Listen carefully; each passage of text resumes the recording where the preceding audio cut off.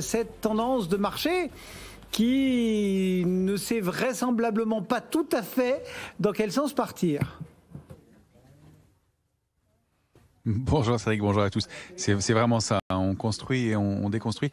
Il y a une petite stabilisation depuis quelques heures, mais effectivement les bonnes intentions d'hier sont assez faibles pour l'instant. En fait, on difficile de trouver quoi faire alors qu'on commence et on entame une nouvelle échéance des marchés dérivés, probablement, et peut-être des mouvements qui vont se déclencher un peu plus rapidement. Alors pour faire déjà un état des forces en présence, on entame l'échéance de juin sur les marchés dérivés avec à l'origine un peu plus de couverture sur les portefeuilles. Et puis depuis hier, un peu plus d'agressivité de la part des acheteurs. Il y a un peu de call qui a été ouvert dans la journée d'hier d'options d'achat, ce qui fait diminuer ce ratio de couverture, rend le marché un tout petit peu vulnérable, alors qu'on était relativement prudent.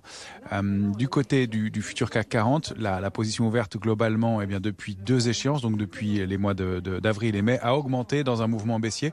On a vu la construction de 60 000 contrats futurs pour arriver à une position globale de 330 000 contrats futurs dans des mouvements de baisse. Donc les vendeurs ont la main, ils n'ont probablement pas capitulé, même si la lecture de la position verte au moment de l'échéance et dans des semaines d'échéance de marché dérivé est plus difficile. Ils ont probablement encore un peu la main et pas mal d'avance.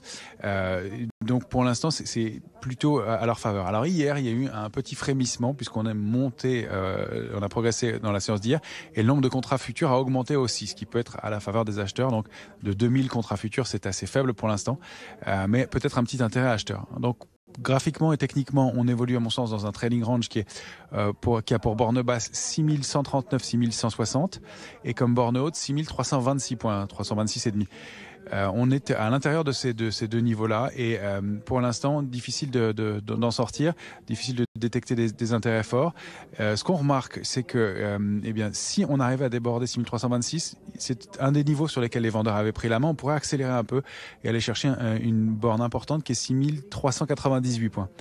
Ça pourrait, le fait d'atteindre ce niveau et surtout de déborder 6398 pourrait déclencher une figure haussière de long terme, une accélération un peu plus marquée puisque là les vendeurs seraient vraiment sous pression et ça corroborerait des signaux haussiers qu'on pressent et qu'on constate graphiquement, notamment sur les indices américains depuis vendredi dernier en fin de séance, qui ont été commencés à être confirmés hier mais qui ne sont pas encore validés à ce stade. Donc débordement de 6398, ça pourrait ouvrir la voie à une hausse, on est loin encore, hein, mais situé et qui aurait pour cible 6548 dans un premier temps, 6680 dans un second temps, et puis des extensions possibles peut-être au-delà de 6008, on n'y est pas encore.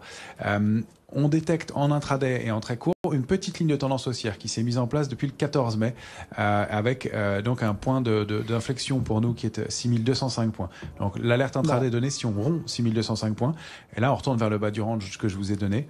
Le risque sous le bas du range c'est d'accélérer, d'aller à la baisse, donc avec une zone cible minimale 6000-6047 et puis des extensions probables en ce cas-là en direction de 5780 points. Voilà donc la lecture proposée très complète depuis Bourse Direct.